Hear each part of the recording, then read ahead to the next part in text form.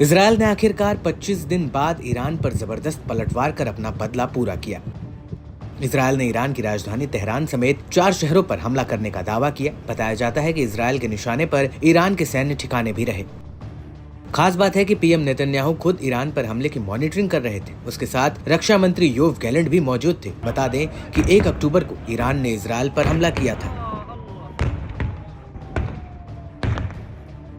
Iran पर हुए Israeli हमले पर अब ईरानी न्यूज एजेंसी ने बड़ा दावा किया है। तस्नीम के मुताबिक ईरान इजरायल के किसी भी हमले का जवाब देने के लिए तैयार है। ईरानी अधिकारियों ने खुलासा किया कि सुप्रीम लीडर अली खामेनेई ने IRGC को संभावित इजरायली हमले का जवाब देने के लिए तैयार रहने का निर्देश दिया था। ईरानी प्रतिक्रिया की तीव्रता इजरायल की ओर से पहुंचाए जाने वाले नुकसान की सीमा के बराबर होगी।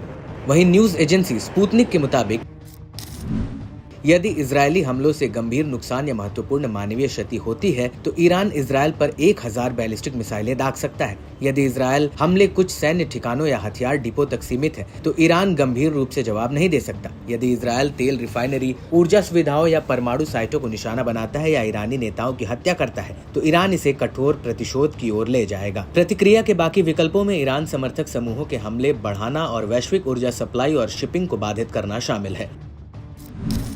ईरानी मीडिया ने इजरायली एयर अटैक से होने वाले नुकसान को मामूली बताया है। हमलों के दौरान इजरायली जेट ईरानी एयर स्पेस में दाखिल नहीं हुए और उन्होंने केवल सीमित नुकसान पहुंचाया है। साथ ही IDF पर हमले को लेकर बढ़ा चढ़ाकर दावे करने का भी आरोप लगाया।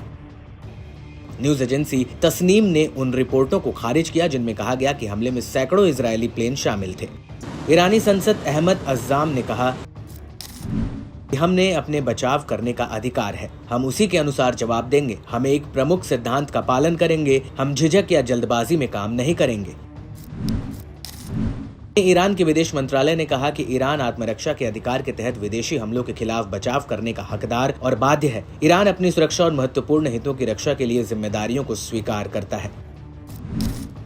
वहीं IDF प्रवक्ता ने ईरानी ठिकानों पर कई सटीक सैन्य हमलों के बाद सख्त चेतावनी दी है। डैनियल हैगरी ने कहा, अगर ईरान के तनाव के नए दौर की शुरुआत करने की गलती की तो हमें जवाब देना होगा। ये निर्णायक कार्रवाई 1 अक्टूबर को ईरान के मिसाइल हमले के बाद हुई, जब इजरायल पर लगभग 200 बैलिस्टिक मिसाइलें दागी गई, जिससे दोनों देशों के बीच लंबे समय से चली आ रही दुश्मनी में काफी इजाफा हुआ। हमने ईरान में सैन्य प्रतिष्ठानों पर लक्षित और सटीक हमले किए, जिससे इजरायल के खिलाफ हमलों को प्रभावी ढंग से विफल किया गया। आज इजरायल ने अपनी क्षमता और निर्णायक रूप से कार्य करने के संकल्प का प्रदर्शन किया। हम इजरायल और उसके नागरिकों की सुरक्षा के लिए आक्रामकता और रक्षात्मक दोनों तरह के ऑपरेशन के लिए तैयार हैं।